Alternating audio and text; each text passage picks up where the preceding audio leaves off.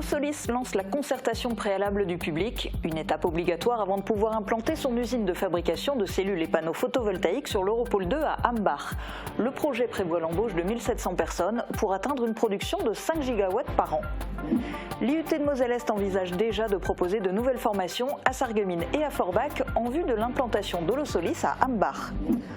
De l'autre côté de la frontière, le Land de Sarre se prépare à une autre grosse implantation, celle de S-Volt, qui compte embaucher 2000 personnes pour fabriquer des batteries. 1 million d'euros d'investissement est prévu pour des infrastructures publiques. Innovation technologique dans le Pays de Bitche, l'entreprise CMS Automatisme conçoit des machines automatisées et robotisées à Schweyen. Les effectifs devraient s'étoffer de plus de 15 personnes l'an prochain. Bienvenue sur Mosaïque Cristal. Dans cette émission, on fera aussi la connaissance de Gwendoline Stoll, meilleure apprentie de France dans la décoration de verre.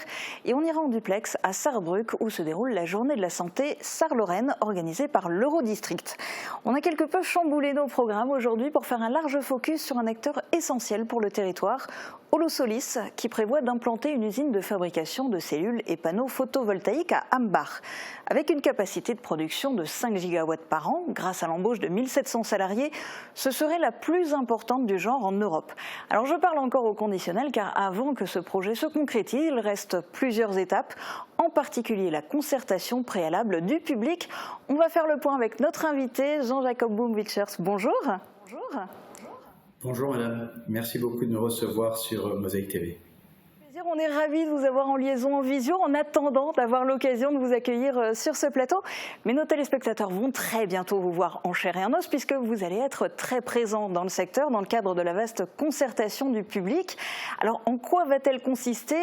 En gros, elle s'articule autour de 7 grandes étapes, c'est ça? C'est exact. Il va y avoir 7 grandes étapes, 7 grandes réunions avec la population locale de la région de Sarreguemines, du Pays de Bitche, de Hambach, de Villarval. Et nous avons en totalité des ateliers, des réunions de lancement, également une réunion informelle qui va avoir lieu sur le grand marché des producteurs à Sarreguemines. Donc on s'impatiente de rencontrer les habitants de la région. Est-ce que vous êtes conscient à quel point votre usine est attendue de pied ferme ici? Je vous propose d'écouter quelques témoignages qui ont été recueillis dans la rue par Morane Grandcola et Marie-Morgane Pires. Il y a l'entreprise Holosolis qui va s'implanter à Hambach d'ici 2025. C'est une entreprise qui va fabriquer des panneaux photovoltaïques et elle compte embaucher 1700 personnes. Qu'est-ce que vous en pensez? Je pense que c'est quelque chose d'extraordinaire pour la région. Et je suis très content de ce genre d'implantation. Je sais que la communauté d'Aglo s'est beaucoup impliquée là-dedans et c'est vraiment quelque chose d'extraordinaire. J'espère qu'il s'implante le plus vite possible pour que la région continue à se développer. J'en pense que c'est bien, oui, c'est toujours bien quand il y a des entreprises qui s'implantent dans la région, oui, c'est bien.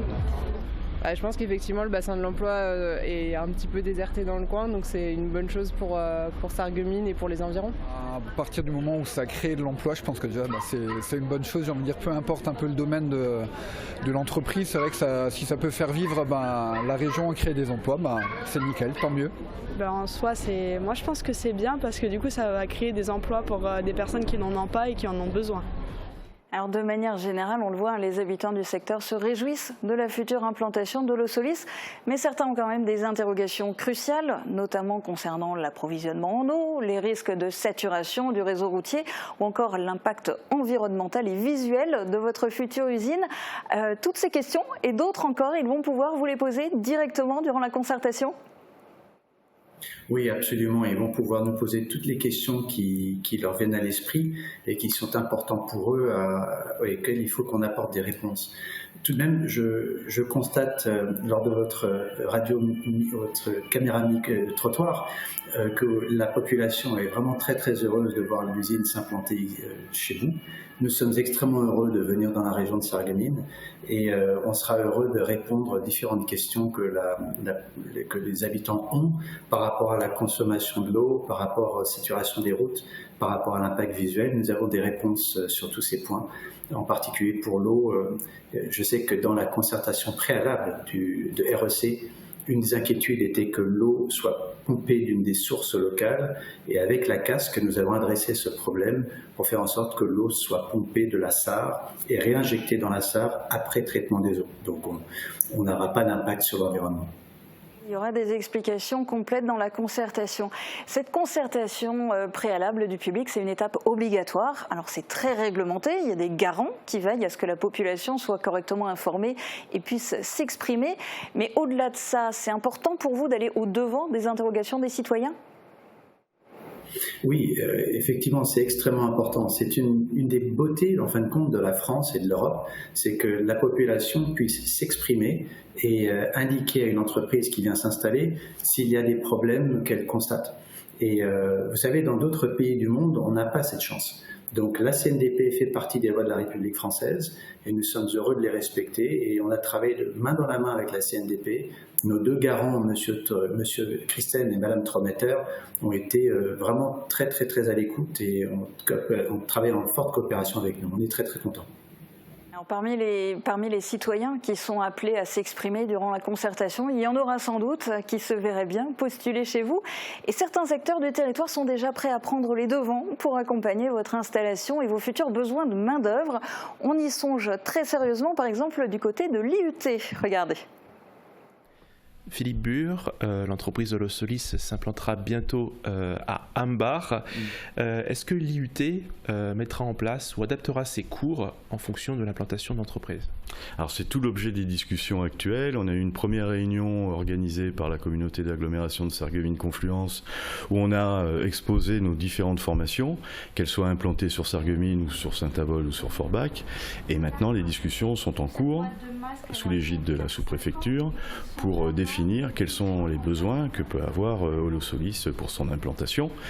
L'IUT est en tête de pont, puisque géographiquement on est les plus près de l'implantation d'Holosolis, mais il faut aussi que Holosolis sache qu'il y a toute une université derrière, l'université de Lorraine, dont fait partie l'IUT de Moselle-Est, pour répondre à ses besoins. Donc des groupes de travaux sont en cours, c'est ça ? Tout à fait, des groupes de travaux sont en cours. Ça sera l'occasion aussi de rencontrer les représentants de cette société. Quels sont leurs besoins immédiats ? Est-ce que c'est de la logistique ? Est-ce que c'est du marketing ? Est-ce qu'on est sur l'étude de matériaux, le contrôle des matériaux ? Tout ça, c'est à eux de nous le dire. Sacré appel du pied, vous répondez quoi ? Je réponds que nous sommes extrêmement heureux de la coopération avec l'IUT. Ma responsable de la stratégie industrielle a été chez eux la semaine dernière pour former déjà certains de ces étudiants qui seront présents sur les marchés, dans les lieux publics de la région de Sarreguemines pour pouvoir informer la population locale de cette session de concertation. Donc nous travaillons déjà un petit peu avec eux et nous voulons travailler énormément avec toutes les universités de la région pour pouvoir former les employés, les futurs employés de l'usine. Mais ils n'ont pas tous besoin de sortir de l'université. On peut également avoir des personnes un peu plus âgées, pas nécessairement des étudiants, qui pourront également trouver des emplois dans l'usine. Ok. Et de manière générale, quelles sont vos attentes de la part du territoire, des élus locaux, des acteurs économiques ? Écoutez, l'exemple que vous avez donné avec la formation en est un, mais nous travaillons de façon extrêmement étroite déjà avec la communauté d'agglomération de Sarreguemines-Confluence, la CASC, également avec RTE qui va nous aider pour étendre le réseau électrique. Je vous parlais tout à l'heure des problèmes d'eau ou des questions d'eau que nous sommes en train de régler avec eux. On parle également avec la région Grand Est, avec la préfecture de la Moselle. Toutes les équipes de l'administration se sont réellement mobilisées pour nous aider. Et cela va depuis la DREAL pour tout ce qui est environnement jusqu'aux pompiers en passant par Pôle emploi. Donc voilà, actuellement nous menons des réunions de comité de pilotage réguliers avec la préfecture pour les tenir au courant de l'avancement du dossier et ils nous aident énormément. Je ne m'attendais pas à une mobilisation aussi forte. Alors, on va voir juste à côté, voici un exemple de ce qui est sur les rails de l'autre côté de la frontière. Un projet similaire en taille à celui de l'usine Holosolis est prévu en Sarre. Le constructeur de batteries S-Volt veut s'implanter sur 2 sites, à Überhern et Heusweiler. Le Land de Sarre se prépare déjà à l'arrivée massive de nouveaux employés. Reportage de Marie-Morgane Pires. 2000 emplois, c'est ce que prévoit l'entreprise S-Volt avec son implantation en Sarre. 2 sites devraient y voir le jour. Une usine d'assemblage à Heusweiler et l'usine principale de production à Überhern. Si le projet a été récemment reporté à 2027, la commune d'Ubeern prépare activement son arrivée en anticipant les centaines de personnes qui y seraient embauchées. Il est important d'avoir cette approche globale pour que les habitants ne soient pas laissés seuls face à ces nombreux changements. Nous voyons non seulement les opportunités pour le site industriel, nous voyons aussi que ces opportunités s'accompagnent de nouveaux défis. Nous voulons rassurer les habitants, garantir des intérêts pour les résidents de Überhern et des communes alentours. Le Land de Sarre vient en soutien à la commune pour l'accompagner dans ce projet d'implantation. Avec 2000 emplois prévus, c'est autant de personnes qui seront amenées à s'installer dans le secteur. À Überhern, des créations de logements, mais aussi d'une crèche, d'une nouvelle école et l'agrandissement du jardin d'enfants sont prévus. Les transports devraient être impactés avec la rénovation de routes et des pistes cyclables. Une desserte en transport en commun des zones industrielles et commerciales est également envisagée. Au total, plus d'1 million d'euros d'investissement sont prévus pour assurer la venue de S-Volt. Alors tout cela, est-ce que c'est le genre de choses dont vous rêvez pour accompagner l'implantation d'Holosolis à Ambach? Oui, effectivement, on rêve d'accueil de ce genre, mais avant, je voudrais tout de même faire une petite mise au point. Ce qui se passe actuellement, ce que l'on voit de l'autre côté en Allemagne, est quelque chose de fabuleux. Vous voyez, ils sont en train de fabriquer des batteries automobiles. Rappelez-vous qu'il y a 4 ans, ce type de discours était totalement inentendable. Tout le monde disait que c'était un marché qui était en Asie et qui ne reviendrait jamais ici en Europe et en France. Or, vous voyez qu'il y a 4 ans, une première usine en Suède a commencé, qui s'appelle Northvolt, qui produit aujourd'hui des batteries pour des constructeurs automobiles suédois et allemands. Et ensuite, vous avez des usines en France qui se sont montées, dont l'usine de Verkor et l'usine ACC, l'une qui produit des batteries pour Renault, l'autre pour Peugeot, le groupe Stellantis, et pour Mercedes-Benz. Et ici, vous avez cette usine S-Volt. Donc, le message que je veux passer, c'est qu'il y a une réindustrialisation en cours en Europe. Nous faisons face à la 3e révolution industrielle, celle de l'électricité propre et l'électricité renouvelable, et la France va y jouer un rôle. Je ne dis pas peut y jouer un rôle, elle va jouer son rôle, et nous faisons intégralement partie de ceci. Maintenant, ce qui concerne les crèches qu'ils installent en Allemagne, c'est fabuleux parce qu'effectivement, on va avoir 1700 employés qui vont arriver. Certains ne seront pas de la région, donc ils auront besoin de crèches, ils auront besoin de logements. On aura besoin d'aménager les routes, comme des ronds-points. Voilà. Mais tout ça, c'est du travail que l'on fait aujourd'hui activement. Des ateliers de travail sont en cours avec la CASC sur ces différents sujets. Et j'ai pris conscience que même lors de nos réunions avec les mairies de Ambach ou de Wielerwald, que ce sont des sujets qui sont en cours et qui sont traités. Vous l'avez dit, vous travaillez déjà main dans la main avec la communauté d'agglomération Sarreguemines-Confluence. Est-ce que c'est aussi pour l'organisation de la concertation préalable du public ? Oui, vous savez, la CASC a été extrêmement bienveillante et très très active. Toutes les équipes, Roland Roth, M. Zingraf, M. Matti et Emma Weidmann et toute l'équipe de la CASC ont été vraiment fabuleux.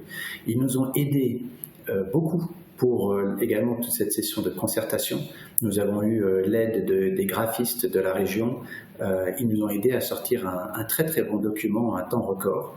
Et les habitants de votre région pourront voir ces documents. Il y a une brochure d'une centaine de pages que nous avons créée pour la concertation et des documents un peu plus résumés.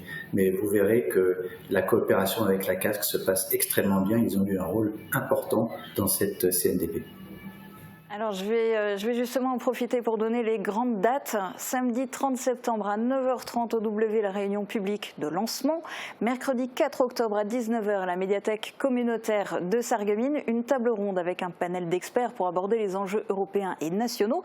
Table ronde qui sera d'ailleurs diffusée en direct sur Mosaïque Cristal et rediffusée le lendemain. Dimanche 8 octobre de 10h à 18h, le public pourra rencontrer les équipes d'Holosolis dans le parc du Château de la Casque à l'occasion du grand marché des producteurs. Mardi 10 octobre à 18h au centre de communication INEOS à Ambach, ce sera un atelier sur le thème de l'environnement. Samedi 21 octobre à 9h30 à Wielerwald, un atelier de concertation dédié au cadre de vie. Il sera assorti d'une visite du site.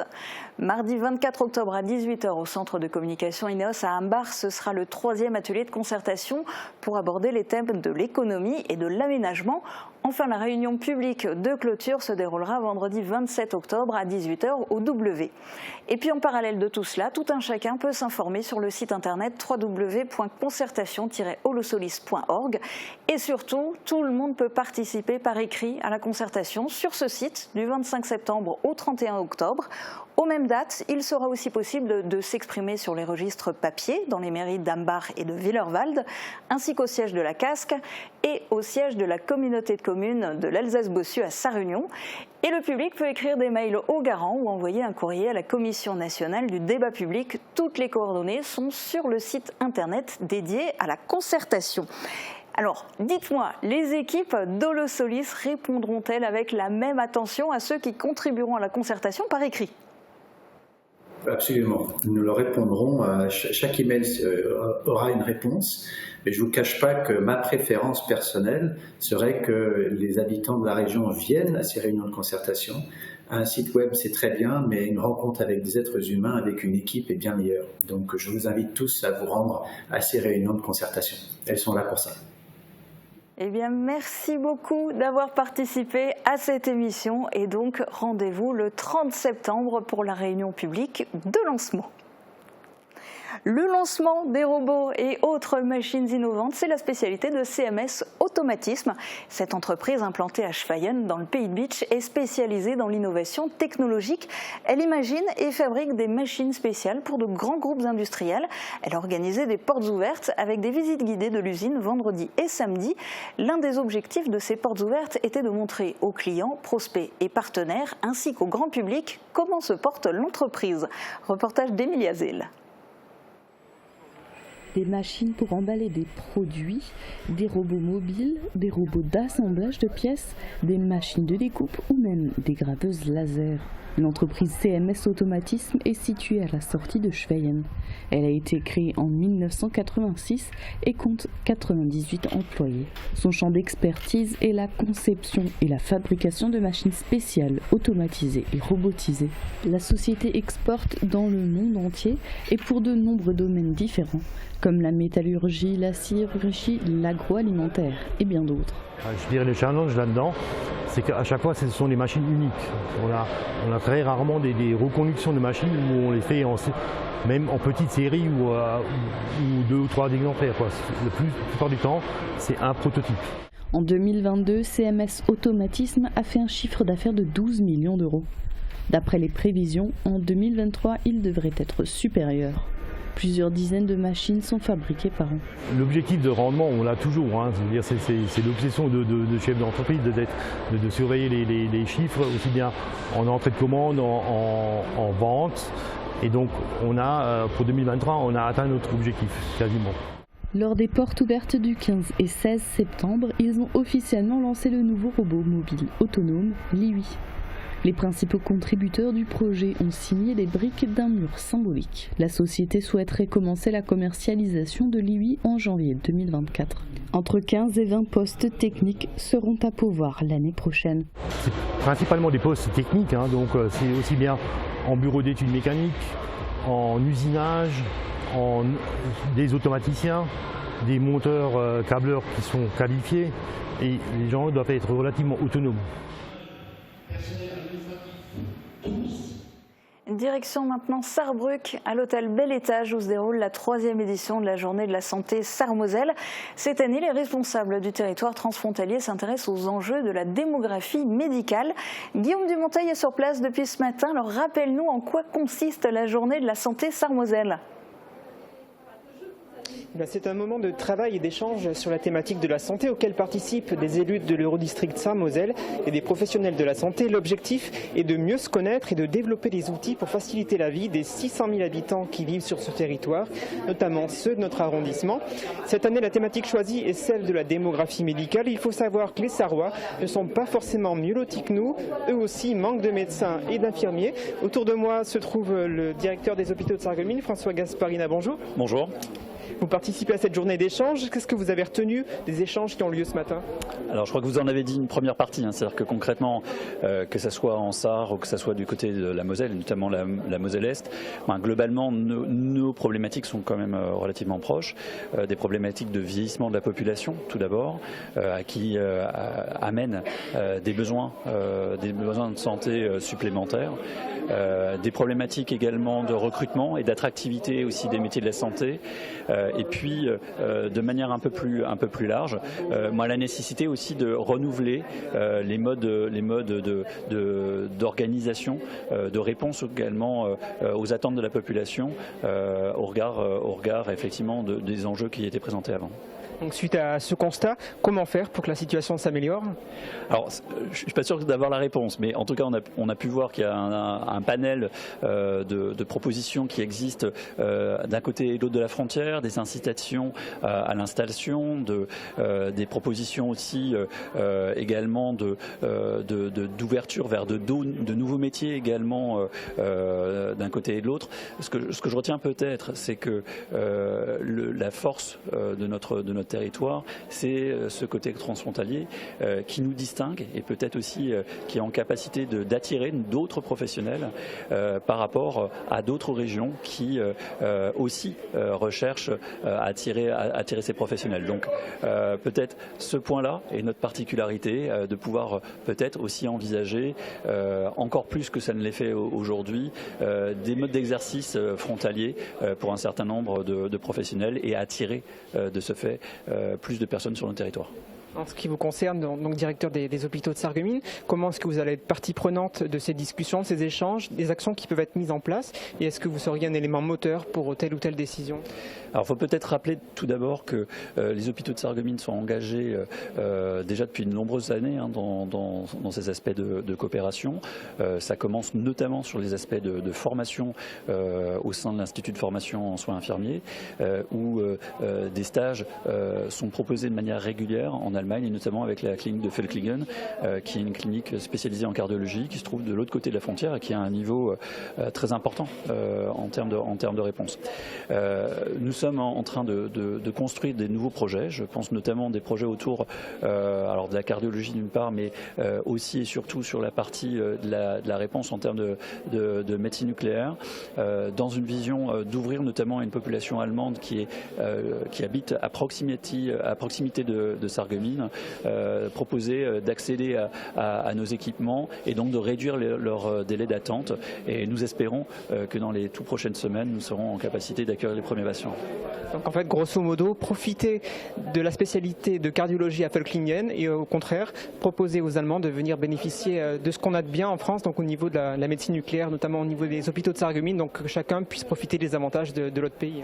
Alors c'est ça, en sachant que les collègues de Forbach ont déjà eu aussi ce type d'initiative. Je crois que, en tout cas, pousser les domaines dans lesquels on trouve nos forces, être en capacité aussi de co-construire un certain nombre d'initiatives communes. Je crois que c'est à ça qu'on nous encourage et que, en tout cas, le début de cette journée a montré encore l'intérêt. Merci beaucoup d'avoir répondu à nos questions. Concernant cette journée de la santé Sarre-Moselle, elle se poursuit tout cet après-midi et notamment Marc Zingraf qui prendra la parole cet après-midi à 14h. Et je crois que Julia, tu auras l'occasion de le recevoir en plateau jeudi. Donc vous pourrez échanger à votre tour sur ce sujet. Absolument. Eh bien, merci Guillaume, merci à Morane aussi pour les moyens techniques. Et effectivement, on tâchera jeudi de dresser le bilan de cette journée de la santé Sarre-Moselle. Le premier vice-président de l'Eurodistrict, Marc Zingraf, ainsi que la chargée de mission, Karine Mertens, seront mes invités sur ce plateau. Et en attendant, on va se tourner vers les cartes de Météo France. Qu'il vente, pleuve, fasse froid ou chaud, une maison isolée par Moder Habitat reste agréable et saine au fil des saisons.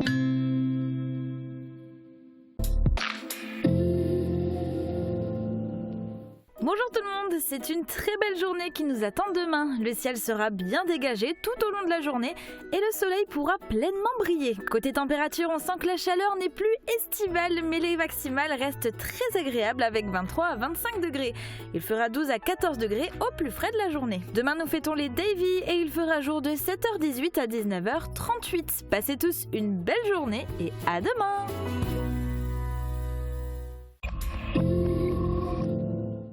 Un projet de rénovation? Relooquez votre intérieur du sol au plafond avec les bonnes idées de Marianne.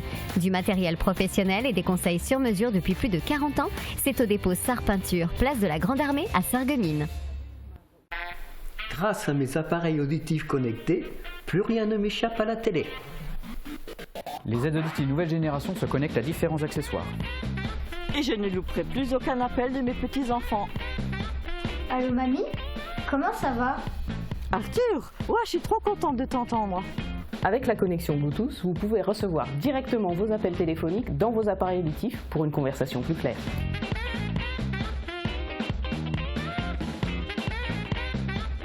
Et si vous rejoignez le Mibel Group, dans une unité de production à taille humaine basée à Sarreguemines et qui œuvre dans les domaines du bien-être, de la santé et de la beauté? Vous aimez le terrain et les challenges, le travail en équipe et l'amélioration continue n'ont plus de secret pour vous? Alors venez rejoindre nos équipes au sein du département production. Vous serez notamment amené à travailler sur des missions de gestion des lignes, des opérations de manutention et d'organisation, mais aussi de contrôle qualité. N'hésitez pas à postuler en envoyant votre candidature à rh.ondal@mibelgroup.com.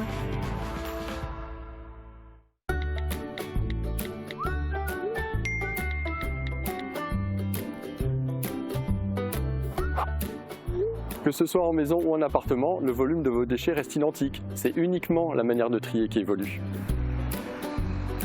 Au final, c'est un simple transfert de mes déchets recyclables. Tout ce que je mettais avant dans des sacs, je les ramène maintenant dans des bornes d'apport. Les déchets peuvent être amenés aux bornes à tout moment, tout en respectant le voisinage, bien entendu. Vous êtes libre de vider vos sacs au rythme qui vous convient, par exemple lorsque vous partez faire vos courses.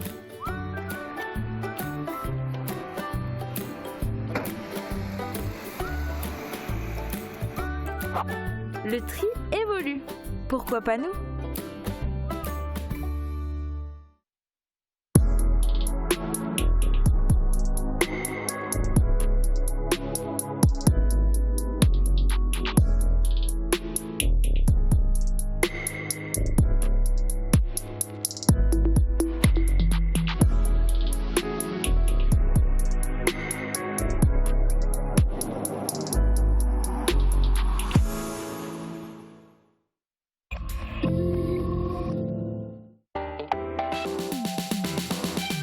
Cette semaine, cela fait tout juste 20 ans qu'on a remonté le dernier skip de charbon de l'unité d'exploitation de Merlebach.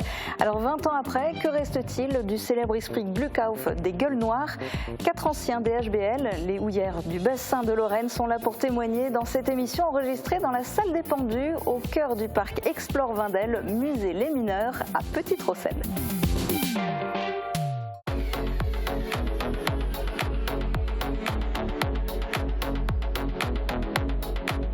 Cette semaine, retrouvez-moi dans le cadre. Je serai accompagnée d'un artiste local. C'est un fervent défenseur du Platte.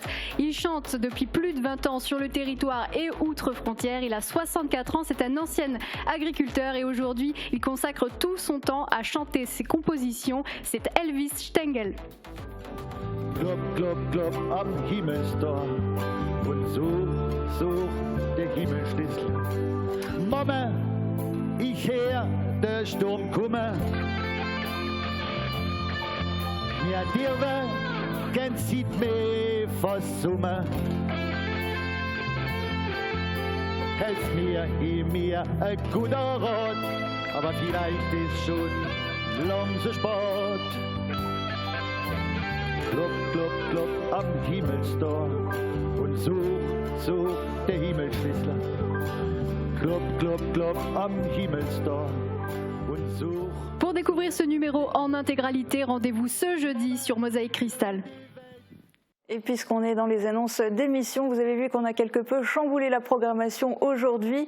Alors David Orès et Morane Grandcola vous donnent rendez-vous demain dès midi sur Mosaïque Cristal pour leur émission Le Clubhouse, pour faire le tour de l'actualité sportive du territoire. Aujourd'hui, on va terminer cette émission avec Gwendoline Stoll. En 2022, elle est devenue meilleure apprentie de France en décoration sur verre. Elle nous a ouvert les portes en verre de son quotidien, de son travail dans les ateliers de l'entreprise Verissima à l'obtention de sa récompense. En passant par les origines de cette passion, elle se dévoile au micro d'Emilia Zil.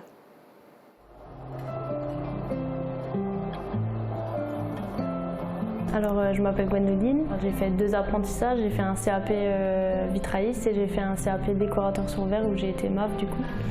Et là je suis du coup vitrailliste depuis bientôt 5 ans. Alors ma maman elle est vitrailliste depuis 25 ans maintenant, donc je venais avec elle quand j'étais plus petite, pendant les vacances, etc.